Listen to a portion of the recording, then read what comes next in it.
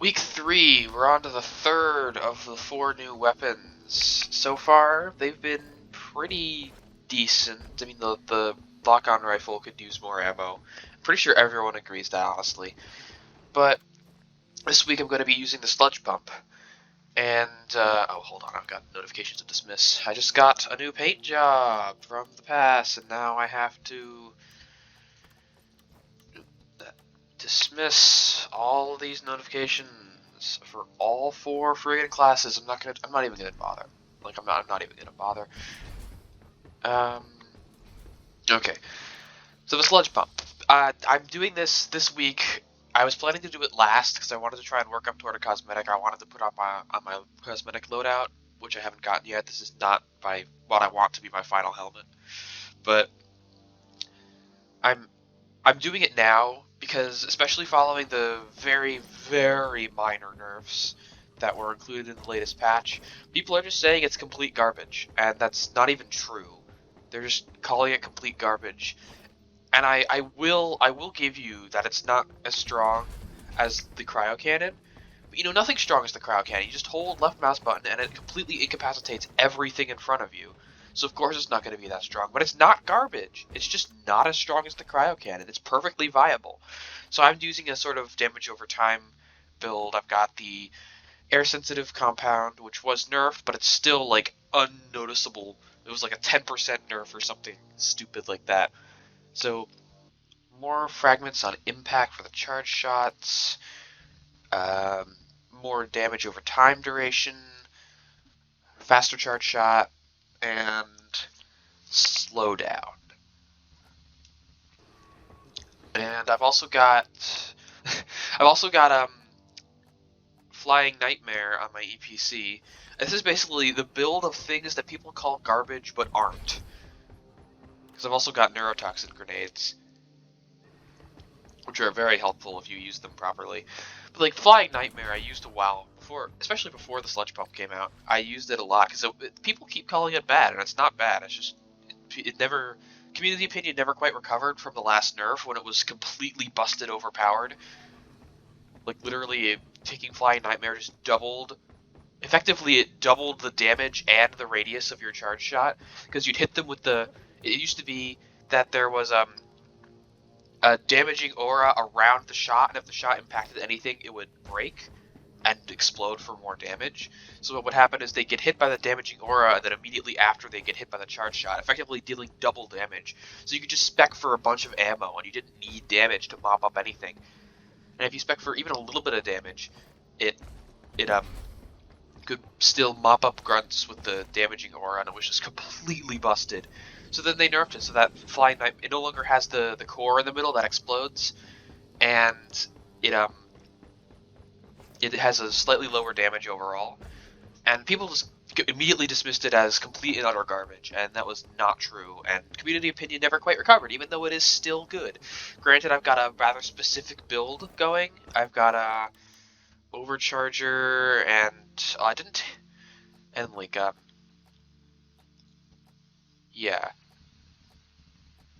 Well, I don't even have the damage mod, but I do have overcharger.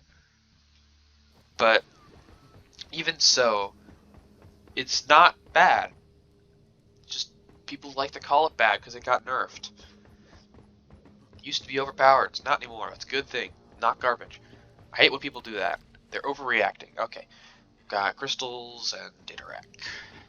But if anything, this video will prove that nothing is garbage just because you say it is. It's just not as good as some of the options available. It's still perfectly viable. I mean, obviously I'm not playing Hazard 5. There's going to be a couple of people who immediately dismiss my opinion as invalid, to which I will respond with, shut the heck up. It doesn't have to all be done on Hazard 5 for you to judge its usefulness. And it is of my opinion that it will be viable on Hazard 5, because it is a very good weapon if you use it properly. And I will also grant... Deposit your quota of Morkite into the mule, and we'll send a drop pod to get you out. Good luck. I will also grant that it plays very differently from all the other driller primaries. And that's not necessarily a bad thing, but it is something that's catching a lot of people off guard. It's like...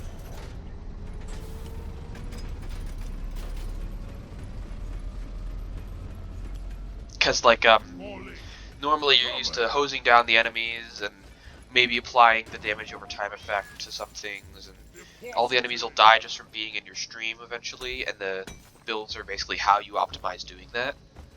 But this one, it's very, very casual. You gotta really make sure you put your shots in the right places, and the basic shot has some AoE on it, so you gotta make sure you hit the AoE, and you gotta make sure you use your puddles properly, and you can't. I will admit also that you can't quite lean on it as hard as the other driller primaries. You have to use your secondary a bit more, but you know, that's not a bad thing. If anything, it just says that this is the least overpowered of drillers primaries, and not that it's garbage. Really, I'm just annoyed because people just keep calling it complete garbage without even giving any sort of helpful criticism. They're doing the same thing for the Hurricane too, now that it got slightly nerfed.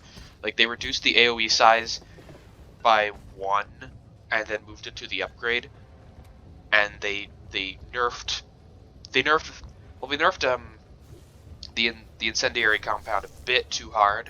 According to the developers, they admit they overcorrected.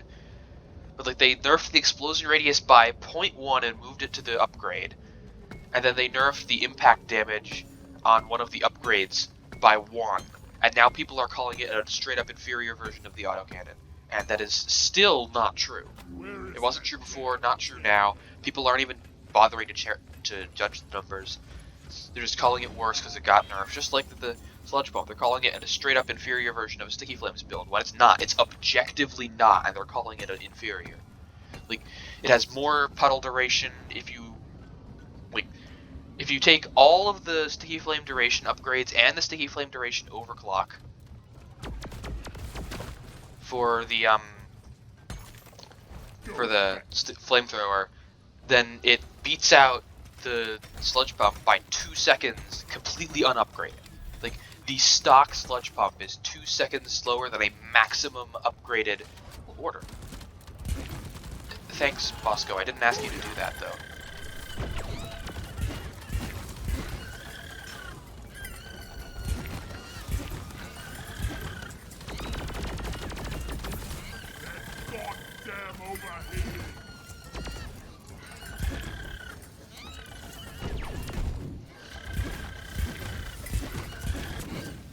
See, another reason that Flying Nightmare is good for this build is that it can set the goo on fire, and then the goo will burn and set the enemies on fire.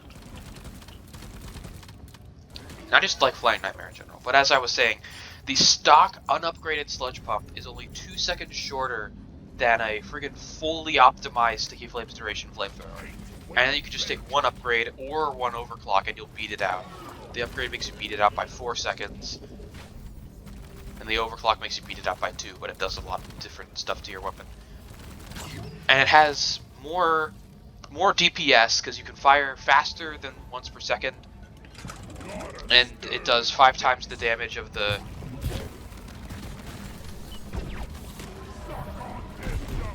does 5 times the damage of the flamethrower, which consumes about 5 fuel per second.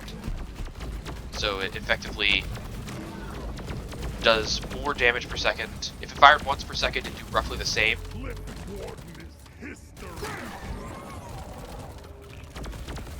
Does it? I might be misremembering the damage numbers on that.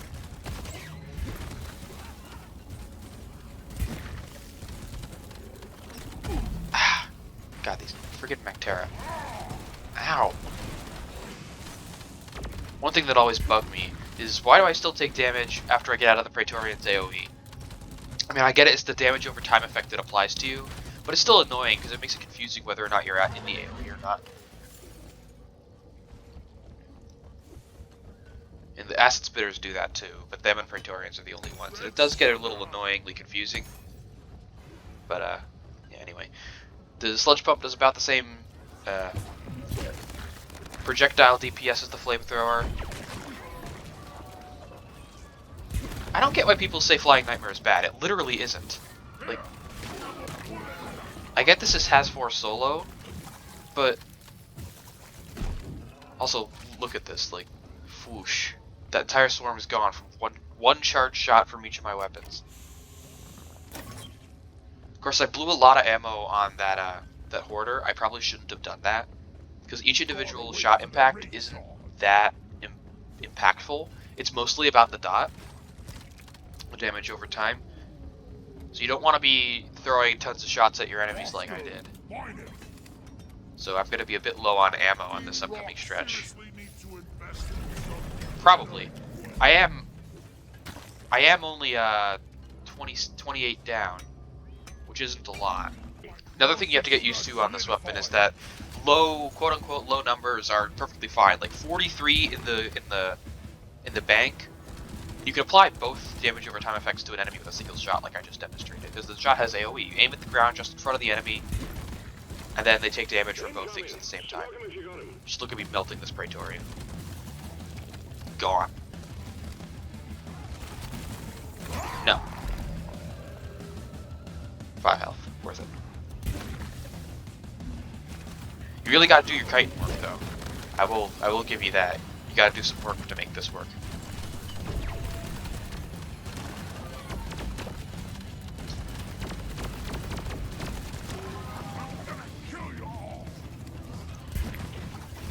Oh, and also it disables exploders.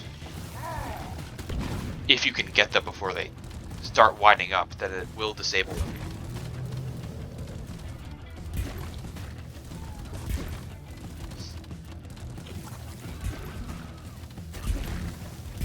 Hello.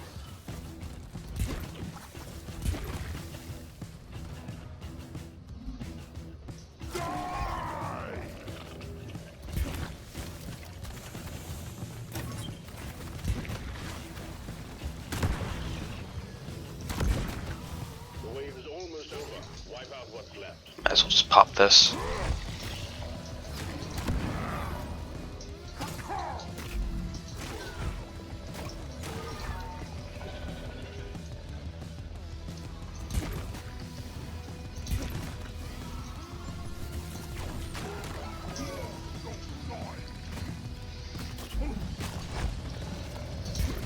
God, I love Vampire. Vampire's the best. Top tier perk right there.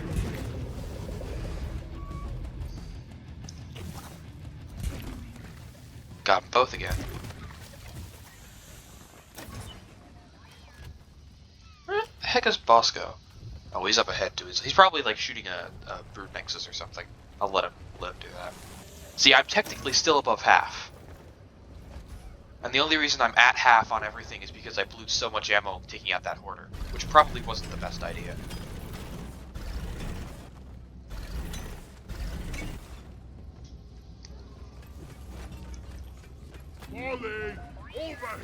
But all the same, I should try and get a resupply in the bank before my next swarm. Won't be too hard. In fact, I just achieved that right here.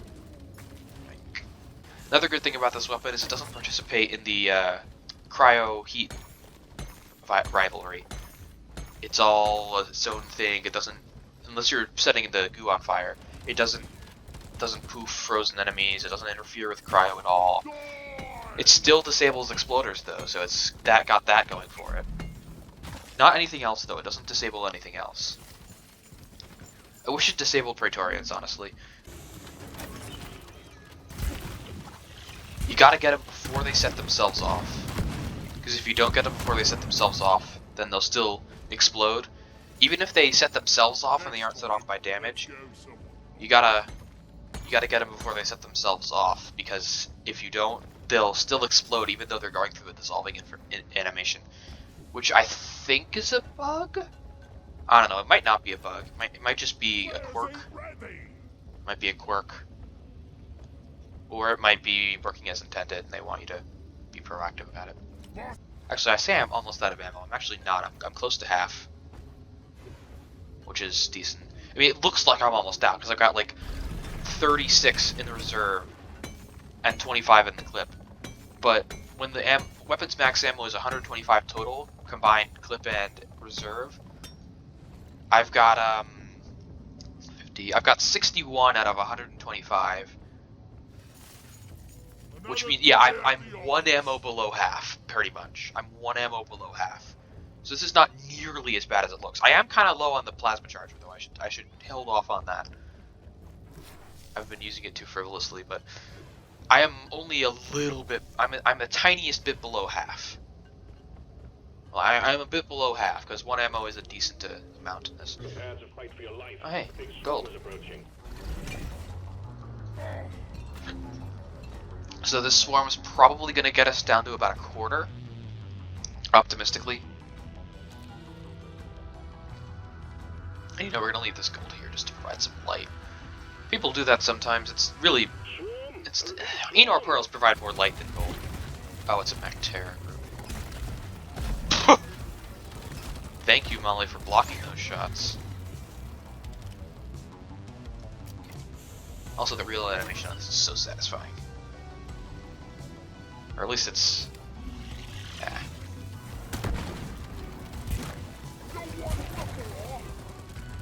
Using this weapon effectively really requires good use of similar skills as to platforms and proxy mines, because you got to use the platform logic to know where the stuff's gonna arc to, and you got to use the proxy mine logic to know where the enemies are gonna come from, so you can effectively paint them. Like, look at all this.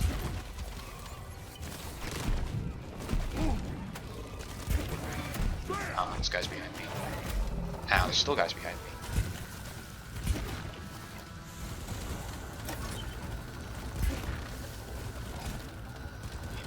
One shot can kill a grunt pretty easily. Pretty handily. Ah, carp.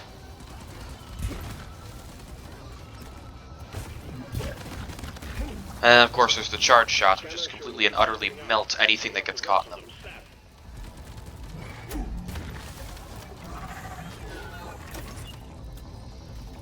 Ah, geez, I'm almost out, actually. That was a bit optimistic.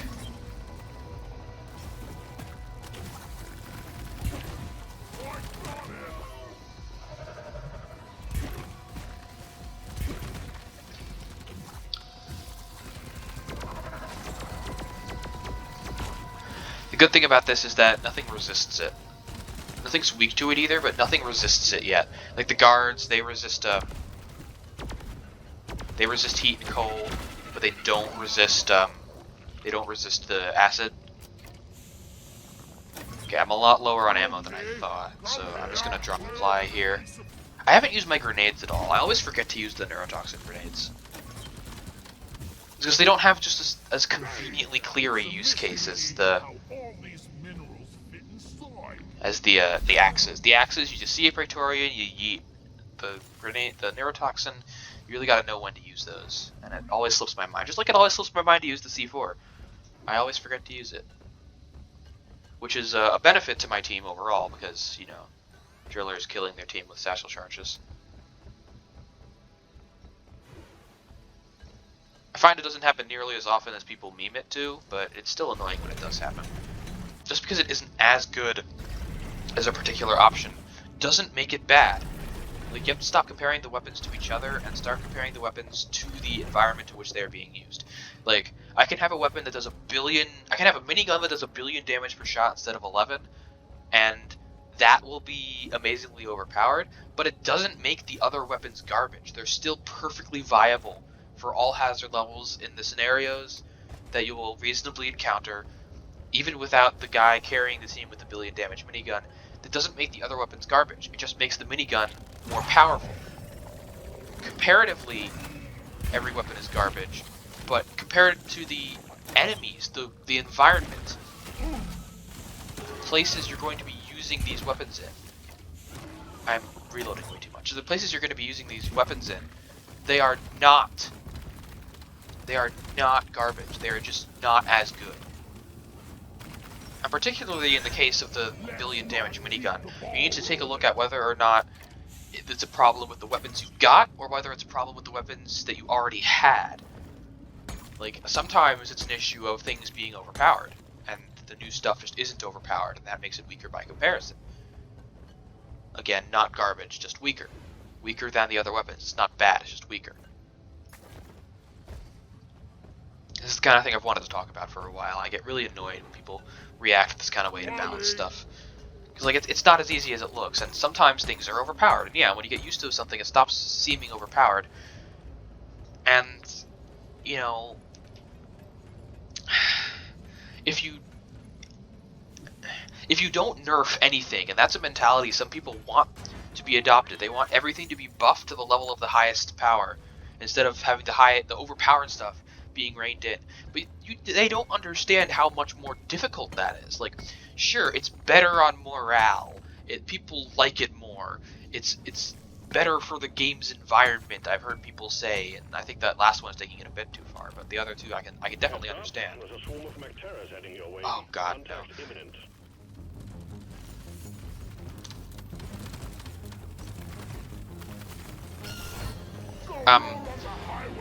But if you're constantly thinking about buffing everything, it's several times as hard to buff everything to the level of the highest weapon. Oh, God damn it! Instead of nerfing the one thing that is out of line. Because like if you knew exactly if you're nerfing the one thing, you're just changing the one thing. But if you're buffing everything else, you're buffing all what was it? What is it now? 3 times 4 is 12, plus 2 times 4 is 8. For 20, there's 20 weapons now. If one of them's overpowered, you're either changing one number down or you're changing 19 numbers up. And that's assuming that you that's assuming generously that you know that it's only one number per weapon, and that you know exactly what to change those numbers to, and that you're not changing more than one number to make it balanced. So you're already doing 19 times as much work, and then you have to change the health of all the enemies And you're still alive. Well done. just to make everything not be immediately dead from the powerful weapons. And you're doing that across 5 hazards, because the enemies have different health based on the hazards you're on. And then you have to buff all the overclocks that don't give relative increases, the ones that give absolute increases. That's even more numbers. Instead of just nerfing, well, actually that goes into the weapons number example. So you're changing 19 numbers instead of 1, and you're I talked my way through that whole swarm. Wow, I'm actually surprised. You're changing 19 numbers instead of 1, and then you're changing all the health and damages of all the not the damages. You're changing the health of all the enemies, and it's so much more work. Like, yeah, sure, people like buffs more than nerfs, but then it's just there's the question of whether it's actually better for the game environment when the developers are spending 19 times as long on balancing just to take the stuff that's not overpowered to the level of overpowered, and then make the level of overpowered to a normal level by buffing all enemy health. And that's also how you get number bloat, which isn't like bad. It's not good either, but it's not bad. It's like just a thing that happens. But like it's just so much more work to take everything up to the one thing that's out of line instead of bringing the one thing that's out of line down to earth.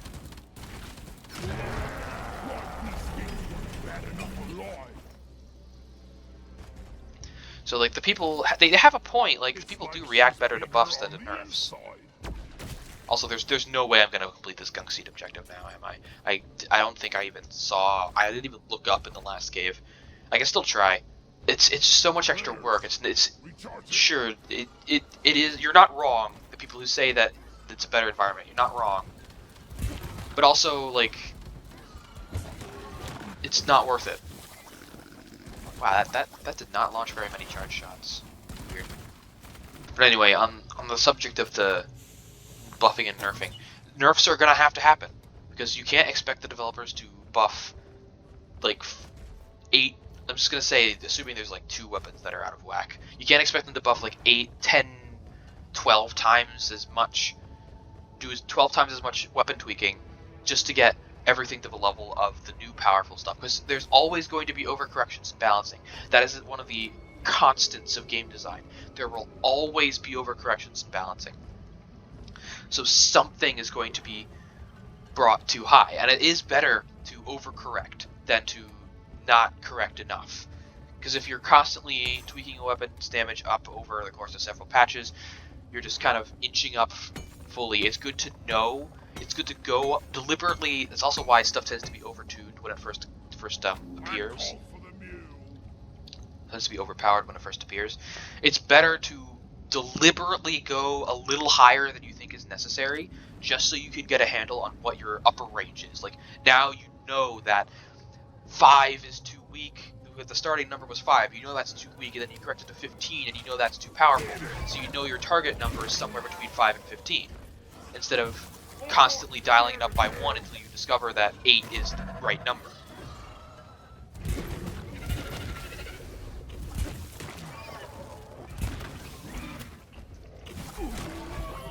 Oops. Whack-a-mole! Be gone!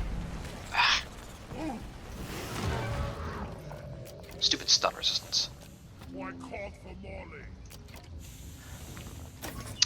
Anyway, like it's better to go over, and then to dial it back down, because you're constantly tweaking your range. So it's better to overcorrect, instead of just slowly creeping up towards the right number. So of course there's going to be overcorrections, and if you're not allowed to nerf anything ever, and you have to buff everything else to bring up to that level, it's just going to be constant number creep as something gets overcorrected, and either it's going to be constant number creep upwards as things get overcorrected and you're trying to bring everything up in line with the thing you overcorrected, or it's going to be constant number creep as every weapon slowly inches upward towards the level of the higher power stuff. And it's not very efficient, and it's a lot of time spent. You could just do 2 balance changes to the one weapon instead of 3 balance changes to all the other weapons. Like, good lord, what's with all the Mactera? This is not a Mactera infestation fair. Oh, god damn it, they hurt so much. It's also very good against Brundles, this weapon, because it just hits them straight through their armor. It ignores armor in general, which also makes it good versus oppressors, but we're not seeing any of those, so they haven't got applied to this mission.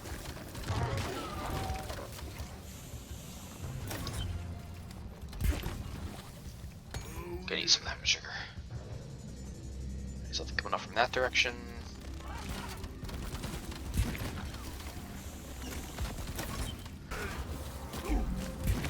Hostiles are backing down. Finish. Oh, this was short. Saw that exploder. Oh, God.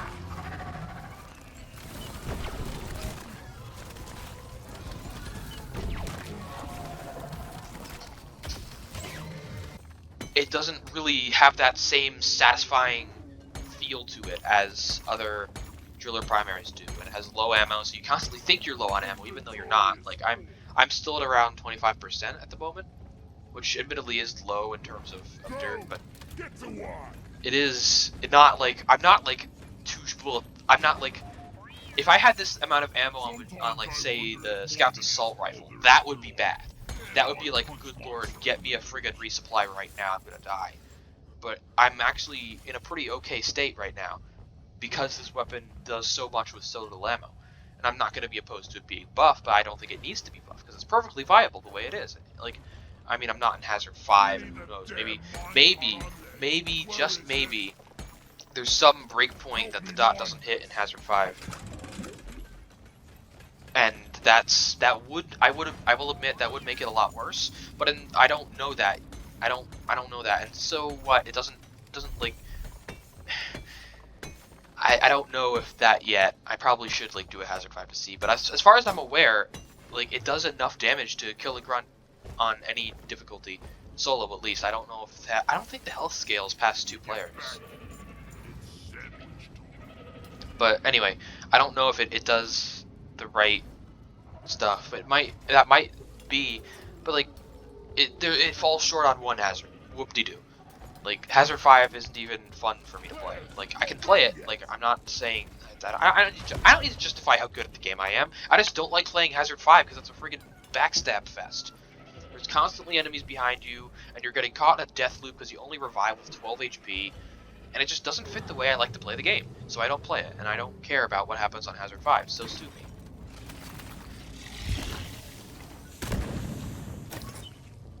Just blow up my goo. You just blew up my goo.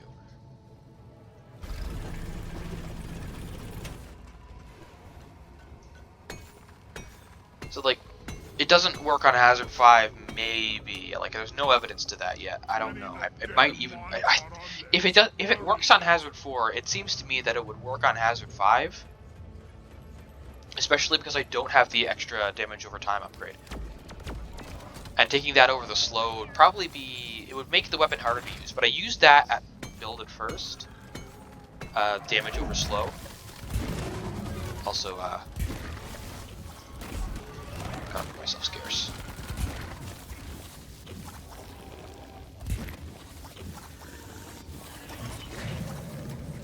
Good lord. Maybe it doesn't work on Hazard 5. Maybe. It still works on all the other hazards, and that to me means it's not weak. Like, a lot of stuff doesn't work on Hazard 5. Getting supplies. I mean, like, it's kind of the thing. If the weapons do the same thing on all hazards, then health doesn't change that much, actually, between hazards. It doesn't. But, like, if it does the same thing on all hazards, then, you know, it's really more about the entity quantity than the entity health. And, you know, I just don't like playing Hazard 5, so I can't really give a sound, informed opinion on that, so I'm going to stop talking about Hazard 5. I'll talk about the other stuff. Like, just keep in mind that Hazard 5 is a variable that I haven't accounted for. But I don't play Hazard 5, so I can't like quantify it.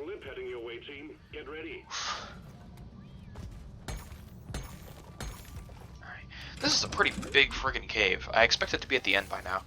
I kinda expect it to be closer to my goal, really. Ah, here we are. Yeah, I'm gonna fight off the swarm first.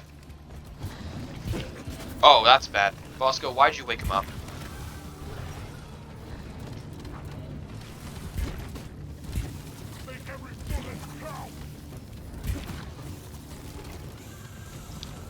Like, even if it doesn't work on Hazard 5, you just give him Pickaxe Strike and it'll work. I mean, you can't do that with every enemy, admittedly, but...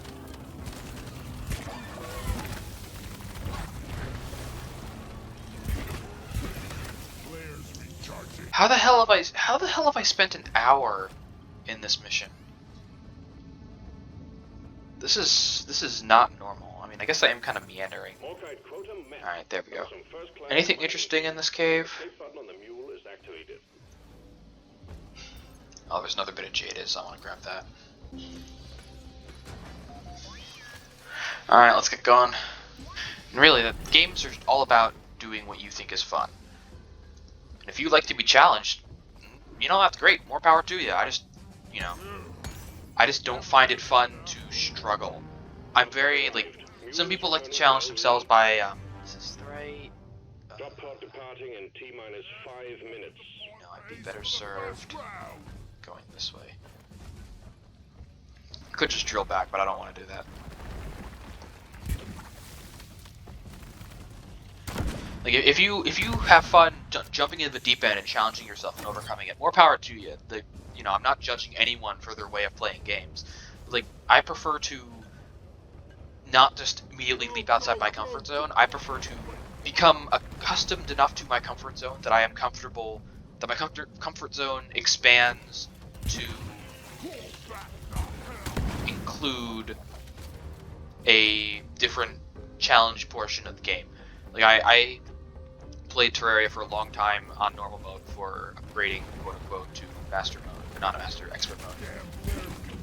You know, it was an experience, relearning some of the boss fights. It was pretty challenging at first, but, you know, the mechanical bosses were always pretty rough for me, and who knows, I may at some point go back to Terraria, but that's not gonna be anytime soon. Same with Factorio, like, I just kinda got bored of that. Not really a difficulty thing, just kinda got bored. But, you know, is here especially, I played on Hazard, well, I say I play on Hazard 2, that's not really a good indication of what I did.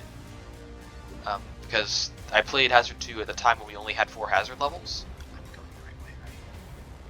Oh, I can just, like, punch through the wall here.